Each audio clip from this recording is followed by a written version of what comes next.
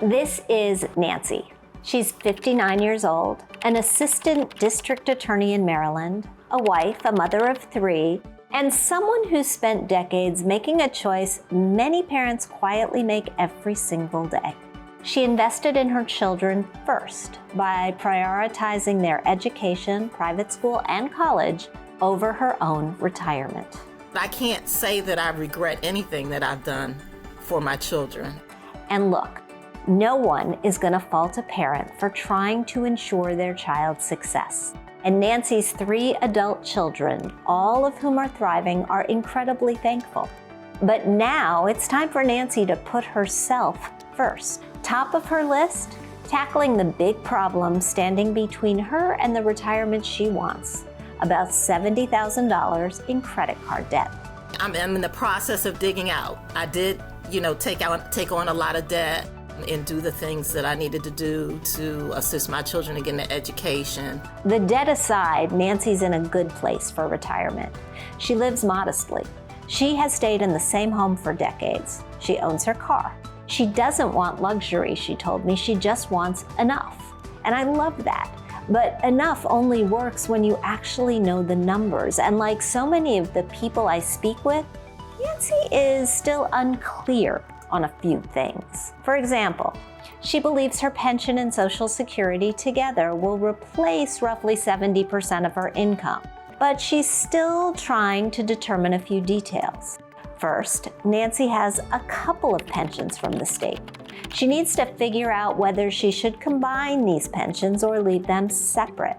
She also needs to determine whether she should quote-unquote buy time on her pension, which would possibly allow her to retire earlier by enabling her to qualify for fuller benefits sooner. Once she digs into these questions, she can figure out if she'll be able to retire at 62 or wait a little longer, whether an annuity might make sense, and most importantly, whether she can truly afford retirement with her credit card debt looming large. Because at her current credit card interest rates, some between 15 and nearly 22%, just treading water on that debt is costing her close to $2,000 a month.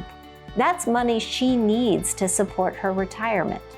So here's the game plan for Nancy to consider. First, and most critically, paying down the credit card debt has to become her top priority. She needs a clear and disciplined payoff strategy. For her, that may mean slightly reducing retirement contributions temporarily, negotiating a lower interest rate on her cards, or exploring working with a reputable debt management program. Second, she should stop making assumptions and focus on actuality, because I think I'll have enough for retirement is not the same as I know I'll have enough. Like about half of Americans, Nancy hasn't ever really run her numbers. She needs to know what her pension will actually pay at different retirement ages, what Social Security will pay if she claims early versus waiting, what her monthly expenses will truly look like in retirement, and how all those numbers work together realistically. Third, she could strongly consider delaying retirement beyond 62, even if it's just a year or so.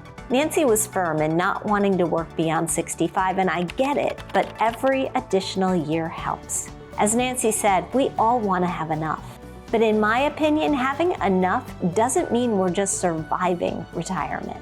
It means we're actually financially free enough to enjoy it. I hope you enjoyed hearing about Nancy's journey. Be sure to check out the other videos in this series, which explores how real people can achieve the retirement they want most by having a plan for turning their savings into income.